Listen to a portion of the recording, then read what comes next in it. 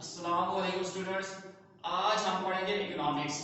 Economics के अंदर हम पढ़ेंगे कॉस्ट। और कॉस्ट में कौन कौन सी पढ़ेंगे? एक पढ़ेंगे एक्सप्लिसिट कॉस्ट, दूसरी पढ़ेंगे इम्प्लिसिट कॉस्ट। ठीक है, तो हमें पता है कि कोई भी चीज जब बनाने जा रहे हो तो चार फैक्टर्स ऑफ प्रोडक्शन होते हैं: लैंड, लेबर, कैपिटल और ऑर्गेनाइजेशन या एंटरप्रेन्योरशिप। ये चार फैक्टर्स ऑफ प्रोडक्शन मिलकर कोई भी चीज बना सकते हैं। ठीक है, तो एक्सप्लिसिट कॉस्ट का दूसरा नाम है मनी कॉस्ट, तीसरा नाम है अकाउंटिंग कॉस्ट, चौथा नाम है आउट ऑफ पॉकेट कॉस्ट।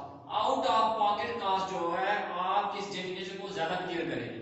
ठीक है, आपको बात समझने में ज्यादा आसानी होगी जब आप आउट ऑफ पॉकेट कॉस्ट को अपने ज़हन में रखेंगे। तो देखें, कहता है आर एक्सपेंडिचर्स, तमाम खर्चे विच आर इनकर्ड जो होते हैं बाय एन एंटरप्रेन्योर, जो मालिक से होते हैं, to pay for the hire services of factors of production, जो फैक्टर्स ऑफ प्रोडक्शन को हायर करने में यानी उनकी सर्विसेज देने में जो मालिक पे करता है, and in buying goods and services directly, और जो चीजें डायरेक्टली खरीदने और गुड्स डायरेक्टली खरीदने या सर्विसेज देने में जो डायरेक्टली आपके पास खर्चे होते हैं।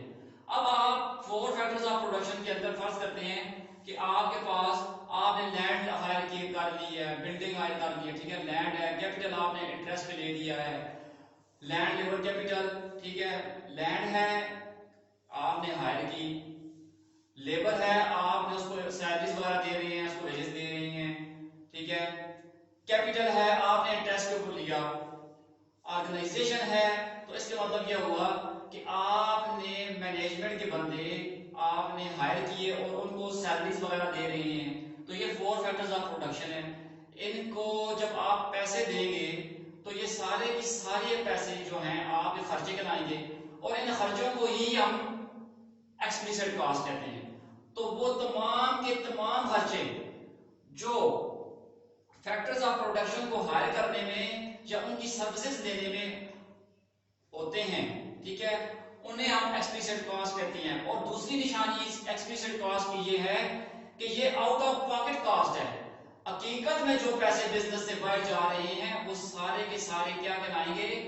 सारे के सारे क्या कहलाएंगे? एक्सप्लिसिट कॉस्ट बनाएंगे। यानी वो हकीकत में जा रहे हैं, ठीक है, बिजनेस से बाहर जा रहे हैं, बिजनेस से बाहर के लोगों को जा रहे हैं, रॉ मटेरियल खरीद रहे हैं, सैलरी वगैरह दे रहे हैं, कोई इश्तेहारबाजी हो रही है। ठीक है, इसी तरह चीज को जहां से आपने खरीदी है वहां से लाने के खर्चे वगैरह आपके जैसे डायरेक्ट एक्सपेंसेस होते हैं वो हो रहे हैं। तो वो सारे के सारे एक्सप्लिसिट कॉस्ट के अंदर आते हैं। जबकि इम्प्लिसिट कॉस्ट हमारे पास ऐसी कॉस्ट होती है, इम्प्यूटेड कॉस्ट होती है। किसकी? Imputed value of entrepreneurs own resources and services. अब मालिक जो सर्विसेज चीजें बिजनेस के अंदर लेकर आता है, ठीक है, तो उसकी वैल्यू उठा देते हैं। कोई बिल्डिंग लेकर आ रहा है, कोई चीज लेकर आ रहा है, मशीनरी वगैरह लेके आ रहा है, तो उसकी एक वैल्यू उठा दी। ठीक है, कैपिटल लेकर आ रहा है तो हमने क्या कहा कि इतना उसका इंटरेस्ट ठहरा के 10%, 5%, 15% इंटरेस्ट ठहरा दिया। इसी तरह अगर वो खुद कोई सर्विसेज दे रहा है तो उसकी सैलरी वगैरह ठहरा दी कि आपकी इतनी सैलरी मंजूर कर दी, यानी इंप्यूट कर दी। तो इम्प्लिसिट कॉस्ट का मतलब ये होता है कि जो वो खर्चे जो मालिक को आप बिजनेस दे रहा होता है। ठीक है, ये मालिक को दे रहा होता है, असल में होते तो मालिक के पास ही हैं। ठीक है, तो मालिक के पास होते हैं, यानी वो बाहर नहीं जा रहे होते, वहां ही बिजनेस के अंदर ही रहते हैं। तो इम्प्लिसिट कॉस्ट जो होती है वो कॉस्ट होती है, यानी बिजनेस के अंदर के रहने का मतलब ये है कि मालिक के पास ही रहते हैं वो। ठीक है, तो इम्प्लिसिट कॉस्ट का मतलब ये है कि वो वाली imputed value of the entrepreneurs own resources, उसके रिसोर्सेज की इंप्यूटेड वैल्यू, एक ठहराई हुई वैल्यू, एक मंसूब की हुई वैल्यू, या वो जो सर्विसेज दे रहा है तो उसकी सर्विसेज के अगेंस्ट में हमने सैलरी ठहरा दी, या हमने क्या किया कि एक वैल्यू लगा दी कि तुम्हारी सर्विसेज जो तुमने दी हैं वो इतने की हैं, मंथली 10,000 की हैं, 20,000 की हैं। ठीक है, तो ये एक इंप्यूटेड वैल्यू होती है। इम्प्लिसिट कॉस्ट जो होती है वो बिजनेस से बाहर नहीं जाती, ये एक मंसूब की हुई कॉस्ट होती है कि ये इतने पैसे हैं। मेरी बात समझ आइए आपको कि ये बिजनेस से बाहर नहीं जाती। एक्सप्लिसिट कॉस्ट हकीकत में बिजनेस से बाहर जा रहे होते हैं, इम्प्लिसिट कॉस्ट बिजनेस से बाहर नहीं जा रही है, इम्प्यूटेड बात होती है। ठीक है, एक मंसूब की हुई बात होती है। इसकी दूसरी डेफिनेशन देख लें कि implicit cost are alternative cost of self employed, self owned and self employed resources of firm, चाहे वो उसके अपने हैं रिसोर्सेज हैं या वो अपने आप को बिजनेस में अंदर लगा रहा है। तो हम कहते हैं अगर तुम ये रिसोर्सेज बिजनेस से बाहर लगाते, ठीक है, अपना कैपिटल लैंड वगैरह अपने बिजनेस से बाहर लगाते, तो तुम्हारे इतने पैसे होते, इतने इतने तुम्हें अर्निंग होती। या तुम खुद बिजनेस से बाहर काम करते तो तुम्हें इतनी अर्निंग होती, ठीक है। तो उसको हम कहते हैं इम्प्लिसिट कॉस्ट। तो इम्प्लिसिट कॉस्ट बिजनेस ये वो पैसा होता है जो बिजनेस से बाहर जा नहीं रहा होता, सिर्फ हमने ठहराया हुआ होता है किसी खास मकसद के लिए, ठीक है। वो मकसद क्या है? वो एक होता है इकोनॉमिक प्रॉफिट मालूम करने के लिए, ठीक है।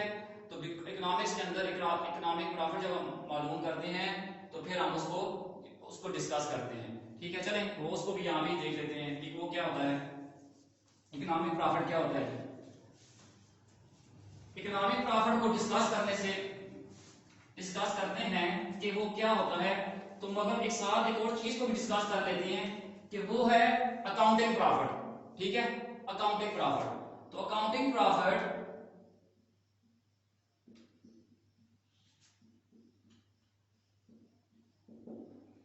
अकाउंटिंग प्रॉफिट का मतलब जो होता है वो है कि आपका रेवेन्यू है, जितना भी बिजनेस का रेवेन्यू हुआ है उसमें से आप एक्सप्लिसिट कॉस्ट निकालते हैं।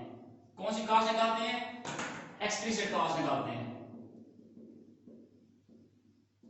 तो आपका क्या बन जाता है? अकाउंटिंग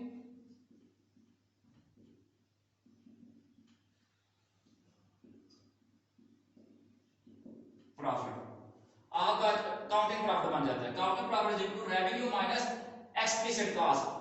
वो वाले खर्चे जो हकीकत में आपने पे किए हैं, जो बिजनेस से बढ़ गए, वो तमाम के तमाम खर्चे जब आप अपने रेवेन्यू में से निकालते हैं तो आपका अकाउंटिंग प्रॉफिट बनता है, ठीक है।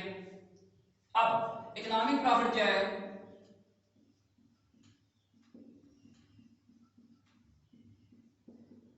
इकोनॉमिक प्रॉफिट का मतलब होता है कि बुकों में तो इस तरह से मिलेगा आपको, रेवेन्यू माइनस एक्सप्लिसिट कॉस्ट फिर माइनस इम्प्लिसिट कॉस्ट, ये इकोनॉमिक प्रॉफिट बराबर होता है, इक्वल होता है revenue minus explicit cost minus implicit cost. असल में होता इस तरह से है कि आप जब इकोनॉमिक प्रॉफिट में से यानी आप अपने रेवेन्यू में से एक्सप्लिसिट कॉस्ट को निकालते हैं, इम्प्लिसिट कॉस्ट को निकालते हैं, बाकी जो बच जाता है वो आपके पास इकोनॉमिक प्रॉफिट होता है।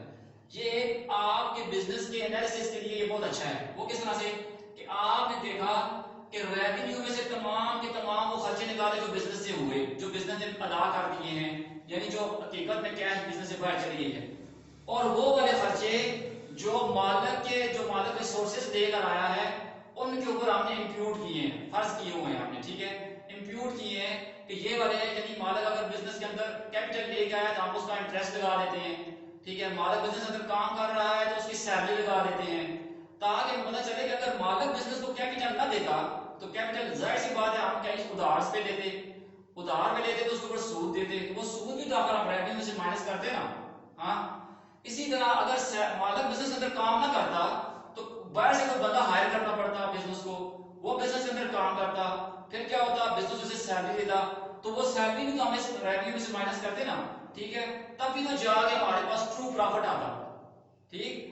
अब मालिक लगा हुआ है मालिक अपने रिसोर्सेज बिजनेस के अंदर लेकर आया है, कैपिटल वगैरह लैंड वगैरह लेकर आया हुआ है, आप उसको कंसीडर ही नहीं कर रहे, और वो खुद काम कर रहा है, पागलों की तरह लगा हुआ है, काम कर रहा है, आप उसे कंसीडर ही ना करें तो फी सबिलिल्लाह तो काम कर नहीं रहा हो, ठीक है। तो यानी चलो वो तो कर रहा है, मगर आउटसाइडर यानी कोई और बंदा अगर आप उसी जगह हायर करेंगे वो तो फ्री काम नहीं करेगा। लिहाजा ट्रू बिजनेस का ट्रू प्रॉफिट मालूम करने के लिए आपको इकोनॉमिक प्रॉफिट मालूम करना होगा, ठीक है। Revenue minus explicit cost minus implicit cost, तो आपके पास इकोनॉमिक प्रॉफिट निकल आ जाता है। और अकाउंटिंग प्रॉफिट का मतलब होता है रेवेन्यू माइनस एक्सप्लिसिट कॉस्ट, ठीक है, हकीकत वाली कॉस्ट, वाज़ेह कॉस्ट, जो खर्चा जो बिजनेस से बाहर गया है। उम्मीद है कि आपको एक्सप्लिसिट कॉस्ट और इम्प्लिसिट कॉस्ट और अकाउंटिंग प्रॉफिट और इकोनॉमिक प्रॉफिट की समझ आ गई होगी। Thank you.